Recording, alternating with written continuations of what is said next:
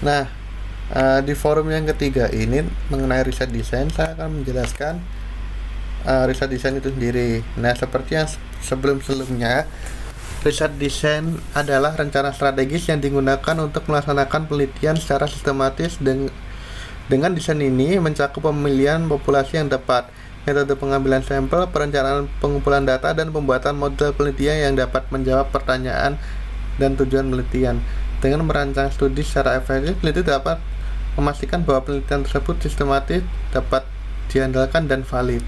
Nah, di sini contohnya, misalnya kita ingin mengambil dan meneliti pengaruh penggunaan teknologi baru terhadap kepuasan pengguna. Nah, di dalam case ini kita perlu yang pertama menentukan populasi terlebih dahulu, misalnya penggunaan aplikasi mobile banking. Terus yang kedua, metode pengambilan sampel.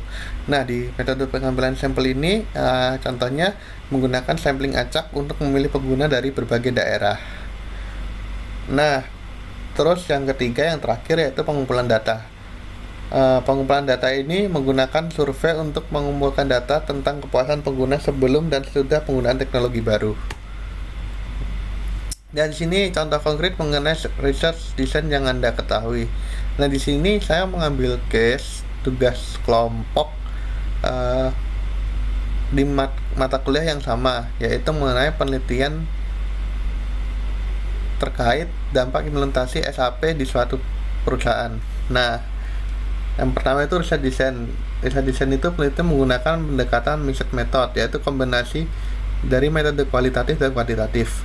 Nah, untuk mengevaluasi dampak implementasi SAP ERP di PT IXZ, pendekatan ini dipilih untuk memberikan analisis yang komprehensif terhadap efisiensi operasional, optimasi keuangan, dan produktivitas tenaga kerja.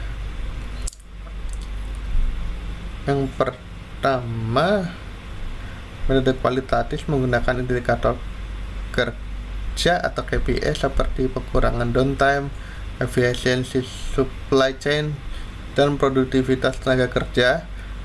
Data analisis menggunakan statistika dan hipotesis atau T atau regresi.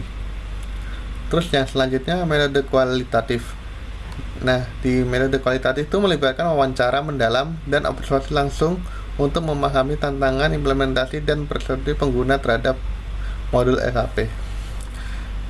Terus yang nomor 2 itu ada populasi. Populasi itu sendiri mencakup karyawan yang terlibat langsung dalam implementasi penggunaan SAP ERP di PT IXZ, termasuk dua anak perusahaannya, PT ABC dan PT DEF. Fokus utamanya adalah departemen. Nah, di departemen itu ada operasi rel tambang, keuangan, sumber daya manusia. Terus yang ketiga itu ada sampling. Sampling itu juga dibagi menjadi dua, yaitu sampling kualitatif dan kuantitatif. Nah, di sampling kuantitatif itu menggunakan surplus sampling untuk data kuantitatif, di mana data diambil dari periode sebelum data dan sesudah implementasi SAP. Data sebelum implementasi diambil dari sistem legacy, sedangkan data setelah implementasi diperoleh dari laporan SAP ERP. Kemudian yang kedua ada sampling kualitatif, itu menggunakan static fit purpose sampling. Itu memastikan representasi dari 3 kelompok utama sebanyak 30 responden yang dipilih, 15 dari operasional tambang, 10 dari keuangan, dan 5 dari SDM. Nah, di nomor 4 itu ada pengumpulan data. Pengumpulan data itu ada dua juga, kuantitatif dan kualitatif.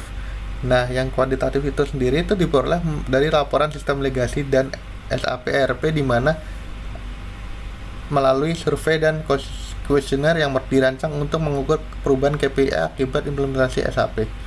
Nah, untuk data kualitatif itu melalui wawancara dengan 30 responden dan observasi langsung terhadap proses kerja.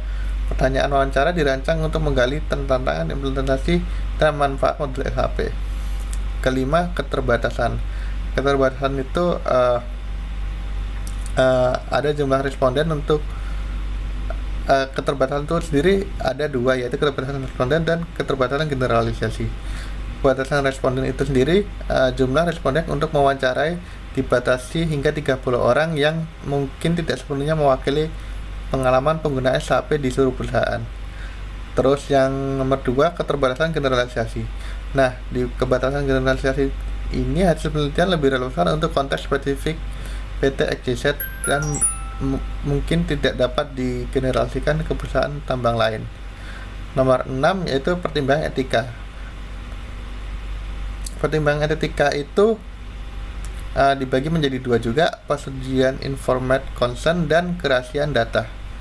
Nah, di sini semua partisipan memberikan persetujuan secara sadar sebelum berpartisipasi. Terus yang kedua, terkait kerahasiaan data, itu akan dinanamkan untuk melindungi identitas partisipan informasi sensitif perusahaan.